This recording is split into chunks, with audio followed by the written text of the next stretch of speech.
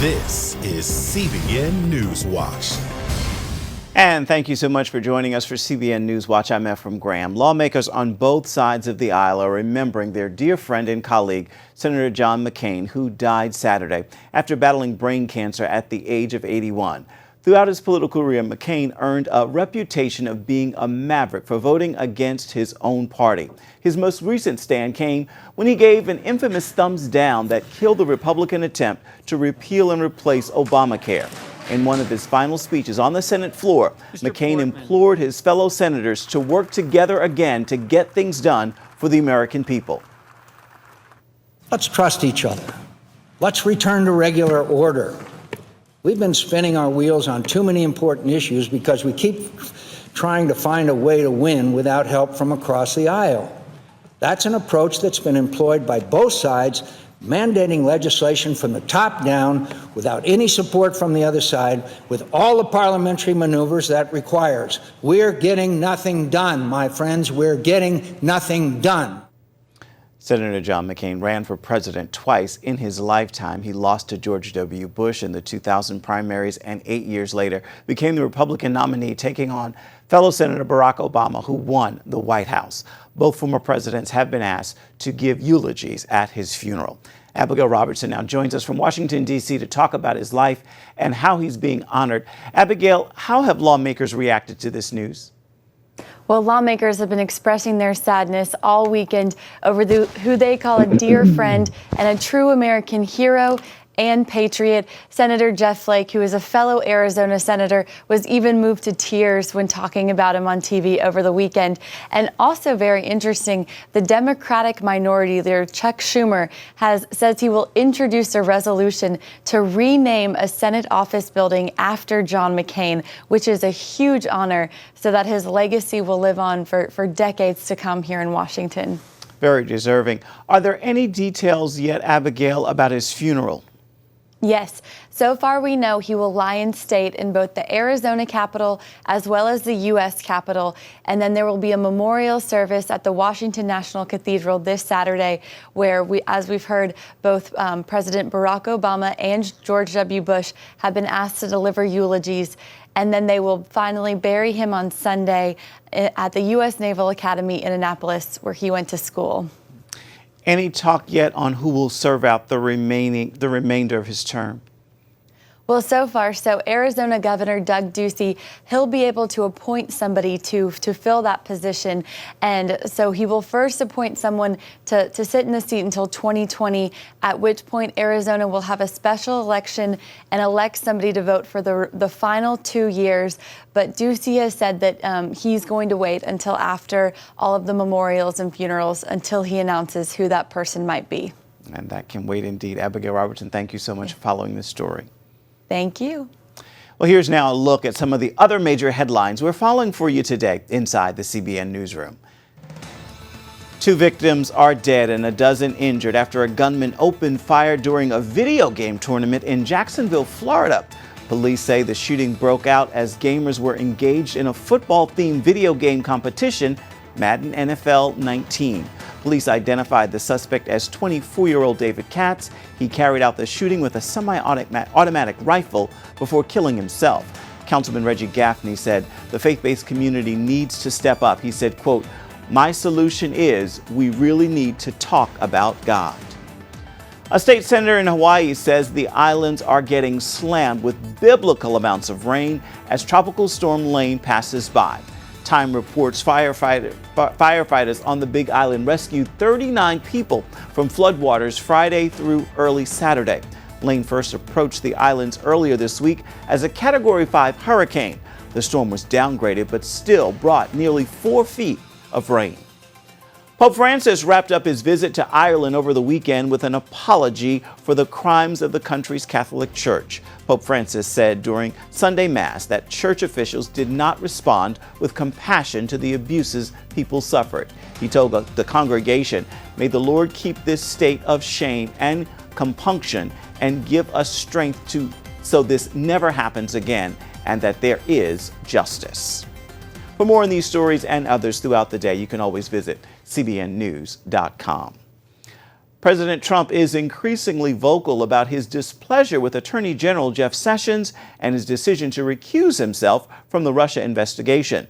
Now, members of the GOP are voicing their opinions on the embattled Attorney General. Should he stay or should he go?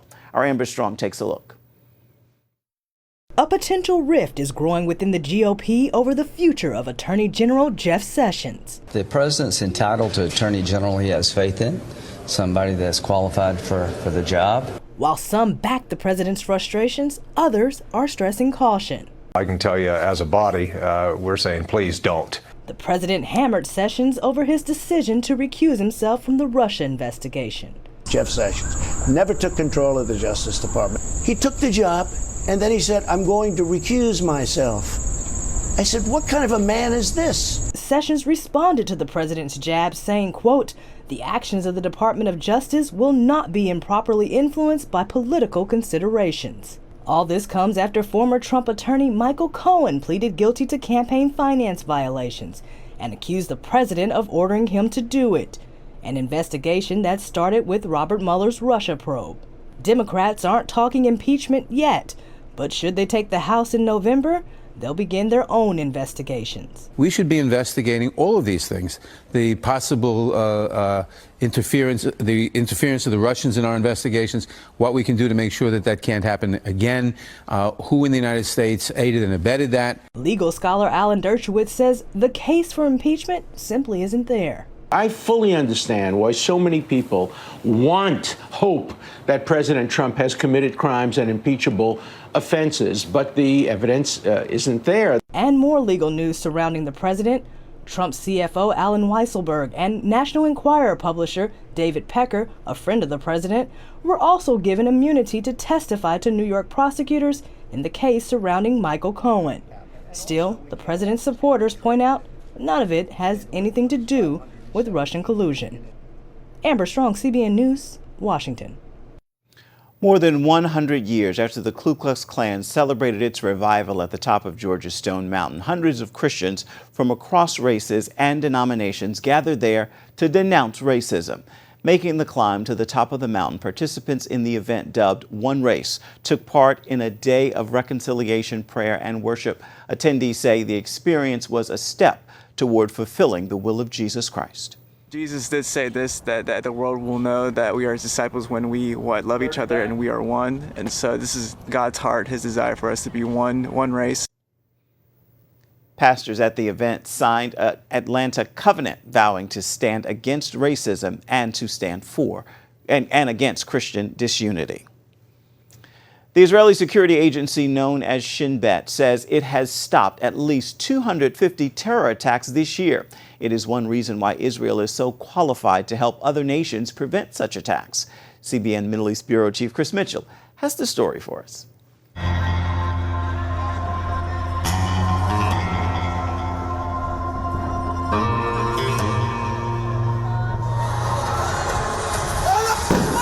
This terror simulation is part of the training at Israel's National Police Academy. The warriors in a firefight with the terrorists, it's a sad event, but we train them day and night because this mass attack is not our imagination. It's happened in Israel, it's happened in the world, and this is our job as a counter-terrorism unit to save and protect. For Israel, terrorism has been a reality for more than 70 years. A terrorist in a truck carried out an attack similar to the simulation 2 years ago. He plowed into a group of soldiers, killing 4. That deadly terror attack took place right here, a popular place called the Tayelet, overlooking Jerusalem. And that's why these security barriers were installed to prevent future attacks. The reenactments were the grand finale of the first International Homeland Security Forum in Jerusalem. We're sharing intelligence strategies, how we deal with preventing those attacks, how we can improve transferring intelligence, because when you have strong intelligence, you can prevent a terrorist attack from taking place. It drew Homeland Security ministers from some 20 countries. The goal we've set before us, enhancing our cooperation in fighting terror, incitement, radicalization, and cyber threats, is extremely complex. According to Public Security Minister Gilad Erdan, Two defining characteristics make up the current terror wave in Israel: online incitement and radicalization combined with easily accessible weapons. Erdogan says he doesn't believe that democracies are doomed to suffer from terrorism forever. By working together, countries can meet the challenges to protect their citizens and make their countries safe. Chris Mitchell, CBN News, Jerusalem. Coming up, preparing for the next revival, why Christian leaders say the biggest awakening in North America is on its way. Many Christian leaders are predicting the greatest harvest of souls in history will soon be upon us. They believe this will be the next revival, and it'll be a huge wave that washes over the entire world. Among them is Toronto. Revival pastor John Arnott, who saw a vision of a wave so big he called it a tsunami. CBN reporter Paul Strand shows us more. If a massive harvest is on the way, how can believers get ready to do their part? Some of the most well-known charismatic leaders were just answering such questions at the location where the revival known as the Toronto Blessing started in 1994. Questions such as, what should Christians expect? Some say this next revival will be like a huge wave that washes over the whole world. Heidi Baker has helped start thousands of churches and fellowships in Mozambique and around the world. She says she's had a vision of such a wave, and she says it's a glory wave. And I saw the wave, and it's full of faces. And I thought, Lord, what is that? Are those the ones coming home or the ones going out? And I saw they were the faces of these radical lovers of God, every tribe, tongue, and nation, who are going to go to the ends of the earth carrying the glory. John Arnott headed up the church where the Toronto Blessing began. He too has had a vision of a glory wave so big, he called it a tsunami in the book, Preparing for the Glory. You know, and all these little boats on the top of it, and then this wave crested and came crashing to shore, and it was just a sudden, wonderful outpouring of God that was just sweeping. Some may feel that such a revival is impossible in this dark, immoral age. But theology professor Michael Brown says he's studied several times in American history where the most learned men thought Christianity was dying out in the land. Everybody counted the church out, counted God out, and then awakening came. So I truly believe, as much as my mind says it's impossible, I truly believe that the greatest awakening for America, and certainly outpouring for the world, is yet ahead. Brown has often encountered controversy for insisting on biblical truth, no matter how politically incorrect it may be, like on gay marriage. But he insists Christians can stand for such truth and still win over the worldly, who may despise that truth. So we need a fresh baptism of love for a sinful world, and a fresh baptism of the image of Jesus in us, so that we can really be like him to this world. If we really care, the right words will follow. That we also have to recognize that the darkness always hates the light. We have to quit trying to please people and be accepted. We must speak the truth in love. It's not either or, it's both and. Revivals are known for burning brightly, but then always burning out. Well, there are those saying that if the next one will put Jesus Christ right at the center, it never has to die. So that's a part of preparing for revival. I think we can up our prayer lives. We can reprioritize, how we spend our day, how we spend our money. He needs to be number one. He's our Lord, our Savior, our King, our bridegroom King. We want to lift him up and lift him up and lift him up. As he be lifted up, all men will be drawn to him. Jerry Hill is the widow of Steve Hill, the evangelist at the center of the 1995 Brownsville revival. And at one point, he was going to be put on Time magazine, and he said, you know what, I think you need to put God.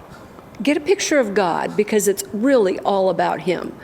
I am only a vessel that he fixed. She points out he preached a revival couldn't supersaturate the whole world till every believer becomes an evangelist to those around them.